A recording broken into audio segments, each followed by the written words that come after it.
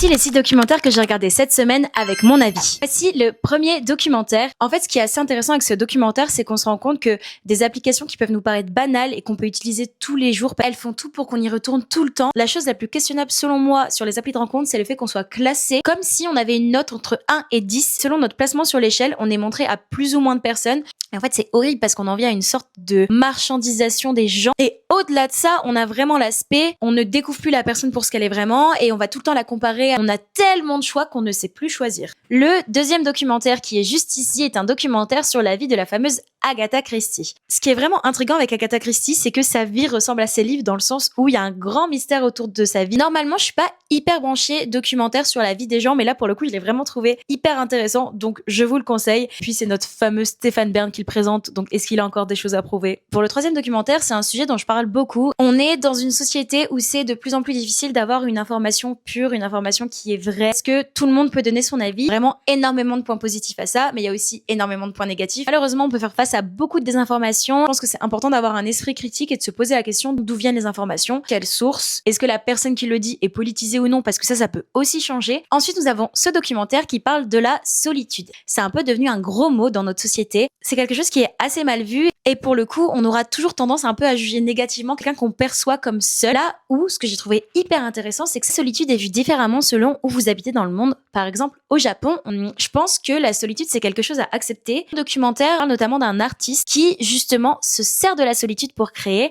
C'est le moment où il va se poser avec lui-même. Ensuite, nous avons ce documentaire sur Tim Burton. Tim Burton, c'est un personnage à part entière. C'est un homme qu'on a considéré comme fou pendant des années. Et cette différence-là, il en a fait une force. Et franchement, c'est un exemple de vie. D'ailleurs, c'est assez drôle parce que dans le documentaire, on voit que tous ces films émanent de sa propre personnalité. Ce qui est assez beau, c'est qu'il donne vraiment de la visibilité aux gens qui auraient pu être jugés comme bizarres. Typiquement, on a Winona Ryder, j'espère que ça se prononce comme ça, qui lui a fait un super beau discours en mode merci en fait d'avoir mis en avant les weirdos. Pour le dernier documentaire, c'est un documentaire qui change un petit peu de ce que j'ai l'habitude de présenter. J'ai trouvé ça hyper intéressant d'avoir un documentaire sur ce terrain. Je trouve ça pertinent parce que ça permet de comprendre plein de trucs. Par exemple, on a certains médias qui sont radicalisés vers des propos plus d'un certain extrême, vers là-bas. Ça a un lien avec les personnes qui achètent les journaux et les médias. Et du coup, on a un peu ce truc de « Ah, je comprends mieux !» Et voilà, c'est la fin de cette vidéo. J'espère que ça vous aura plu. Je fais ce genre de recommandations à peu près toutes les semaines, donc si vous voulez vous abonner, n'hésitez pas.